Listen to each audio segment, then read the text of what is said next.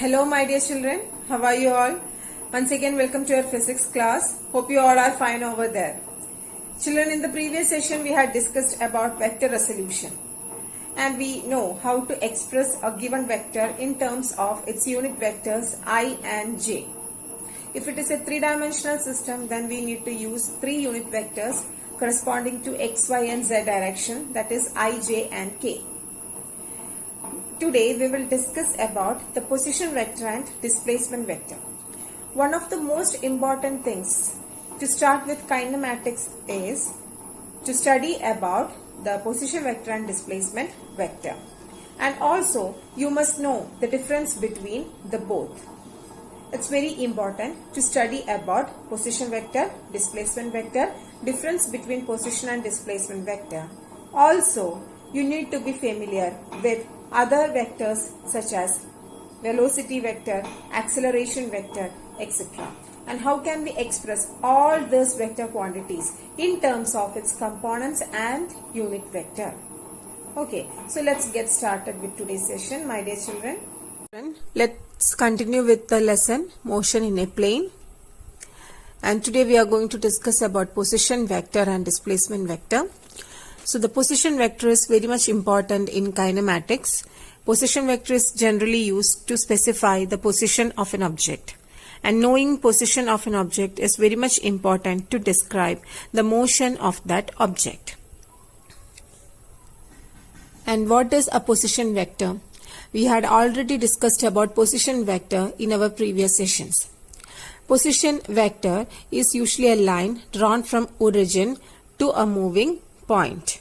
So depending upon the difference in positions of that point, the length and direction of that position vector will also change. And do you remember the symbol that we used to denote that position vector? Yes, it was small r. So if we consider a Cartesian coordinate system like this, let this be our y-axis and let this be our x-axis. Then this is our origin O. So what is position vector? Position vector is a line drawn from origin to a point. Okay, so this is our point. Let this point be P. Since this is a vector, we need to put an arrow mark here. Okay, so one end of the position vector will be fixed to the body or to the origin and the other end will be attached to the moving point. Now after some time the object will move, so its position will change. Now suppose this is the position of the object now. So what will be the position vector of the object at the point P dash? Now the position vector of the object will be represented by this line. Okay, so this is the position vector. OP dash is the position vector of the object at the point P dash.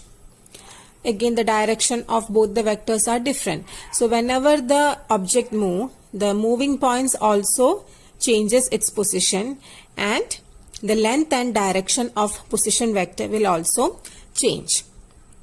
So today we will discuss how can we express this position vector R. Position vector R in terms of its unit vectors I and j. So we usually represent vector A is equal to AXI plus AYJ in terms of I and j, where AX and AY are the components of vector A along x-axis and y-axis. Similarly, we can represent position vector R in terms of I and j unit vectors. How? So we can write position vector R is equal to xi plus yj. If it is a three-dimensional system, then we can write one more term, that is zk. But here we are considering only an xy plane, so xi plus yj is enough to describe the position of an object. Okay, so what is position vector? How will you represent position vector in terms of I and j unit vectors? Position vector R is equal to xi plus yj, where x means x component of vector r and y means y component of vector r. Okay. Now how can you represent this x and y graphically? And I had told you in the previous sessions how can we measure the x and y components of any vector. For that, from the head of the vector, construct two lines, two normals, one towards x-axis and another towards y-axis. Then this distance, this distance represent the x component of that vector. So in the case of position vector, x component is x itself.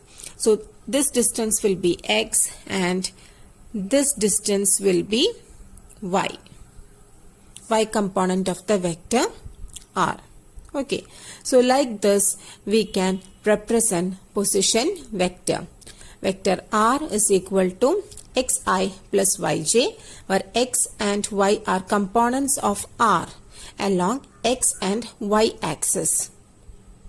Okay, and position vector is always denoted by vector r. Always remember this concept.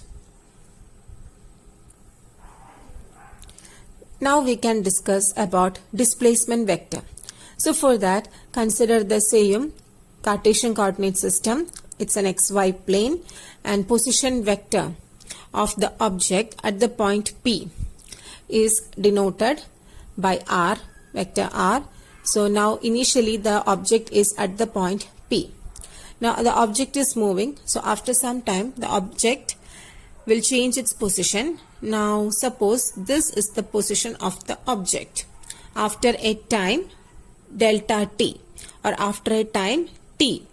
What is the position of the object? P dash is the position of the object after some time. Then what will be the position vector of P dash? For that, draw a line from origin to P dash, and this represents the position vector of P dash. This represents position vector of P, position vector of P, and this represents position vector of P dash. So OP is vector r, OP dash is vector r dash. Then what will be the displacement vector? So here, if we join P and P dash like this, this will be the displacement vector. That means vector PP dash will be the displacement vector. And PP dash is denoted by delta r vector. Okay, so the displacement vector is denoted by delta r vector. Difference between two positions of the object. Okay, so P is the position of the object at time t and P dash is the position of the object at time t dash. And what is the difference between P dash and P? It is r dash minus r, vector r. So this will be our displacement vector. Then again, how will you represent displacement vector in terms of I and j components? So we know delta r is r dash minus r.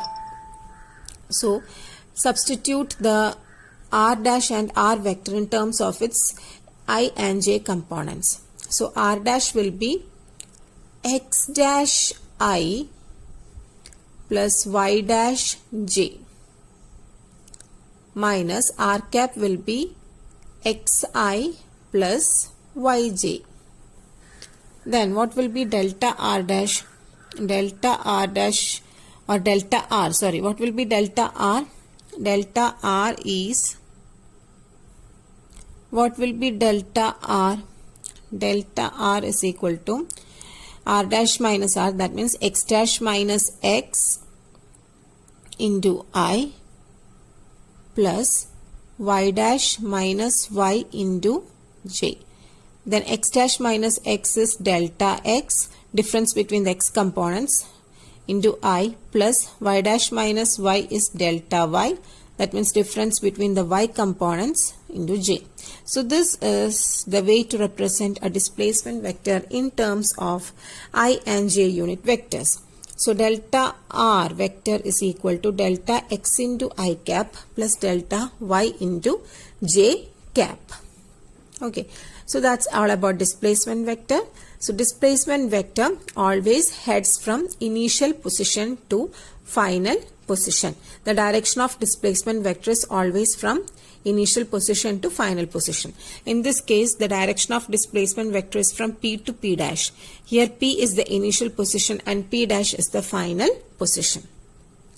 Okay, so position vector is denoted by R is equal to xi plus yj. Displacement vector is denoted by delta R is equal to delta xi plus delta yj. Next, let's discuss about the velocity vector. How can we represent velocity vector in terms of I and j components? So you know the average velocity of an object is the ratio of displacement and the corresponding time interval, right? So if we consider v as our velocity vector, velocity is a vector quantity, so vector v can be represented like this, equal to, what is the equation to find out velocity? It is displacement by time. So our displacement vector is denoted by delta r. So velocity v is equal to displacement delta r delta r vector by delta t, equal to, just now we had studied what is delta r. Delta r vector is delta xi plus delta yj by delta t, equal to, then divide each term by delta t. So you will get delta x by delta t into I cap plus delta y by delta t into j cap. Now, so we can write vector v is equal to this delta x by delta t is change in position along the x component or x direction by time. Again, this is the displacement in x direction and delta y means displacement in y direction. So this term represents displacement in x direction by time, that means velocity in x direction, and this term represents displacement in y direction by time, that is velocity in y direction. So we can write the velocity vector v as vxi cap plus vyj cap. So this is the way to represent velocity vector in terms of I and j unit vectors. This delta r by delta t ratio is nothing but our average velocity. Okay. Now since this v is equal to delta r by delta t, the direction of average velocity is same as that of delta r. So what is the direction of velocity vector? The direction of velocity vector is same as the direction of displacement vector. So if particle is moving towards right, it is changing its position towards right, so velocity also will be pointing towards the right direction. Okay, then the instantaneous velocity is obtained by limiting the value of average velocity. How will you get instantaneous velocity from average velocity? By making the time interval delta t 0. So what will be the instantaneous vector? So instantaneous vector velocity or instantaneous velocity is obtained like this: limit delta t tends to 0 delta r by delta t. You know delta r by delta t is the expression for average velocity. In this expression, if we consider this delta t approaching towards 0, you will get the expression for instantaneous velocity. And instantaneous velocity can be denoted like this: dr by dt, because the time interval is very small. As delta t approaches to 0, the time gap is very small, and very small time interval can be denoted by dt. And if the time gap or time interval is very small, the change in position of the object also will be very small. So that small displacement is denoted by dr. Okay. So that's all about velocity vector. Next we can discuss about acceleration vector. So the average acceleration of the object for a time interval delta t moving in the xy plane is the change in velocity divided by time interval delta t. So we know that acceleration a is equal to change in velocity by time. Now change in velocity is denoted by delta v divided by time gap is denoted by delta t. Now just now we had studied the expression for delta v. What is delta v? It is, just now we had studied the expression for v. Okay, so what we had studied, just now we had studied the expression for v or vector v. How can you represent v in terms of I and j components or I and j unit vectors? So here in delta into v is vxi plus vyj divided by delta t equal to multiply delta with each term. So you will get delta vxi plus delta vyj by delta t equal to delta vx by delta t into I cap plus delta vy by delta t into j cap. Now this delta vx by delta t is change in velocity along x direction by time, that is acceleration in x direction into I cap, plus delta vy by delta t is change in velocity in y direction, so it will be acceleration in y direction into j cap. So the acceleration vector A or average acceleration can be represented as vector A is equal to AXI plus AYJ. So this is the way to represent acceleration vector A in terms of I and J unit vectors. And similarly, how will you represent the instantaneous acceleration? So instantaneous acceleration can be represented like this. In the average acceleration expression, put delta t tends to 0. So you will get the expression for instantaneous acceleration, and that expression will be equal to dv by dt. Because in the case of instantaneous acceleration, the time interval is very small. So that small time interval can be denoted by dt. And in that small time interval, the change in velocity also will be very small. And that change in velocity is denoted by dv. Okay. Now, here, so we can just go for a quick review of all those vectors that we had studied or discussed today. So first we discussed the position vector r cap, and how will you represent position vector? Position vector r vector is equal to xi plus yj. Then we studied the displacement vector delta r. So delta r is equal to delta x into I cap plus delta y into j cap. Then we discussed the velocity vector. Velocity vector v is equal to vxi cap plus vy j cap.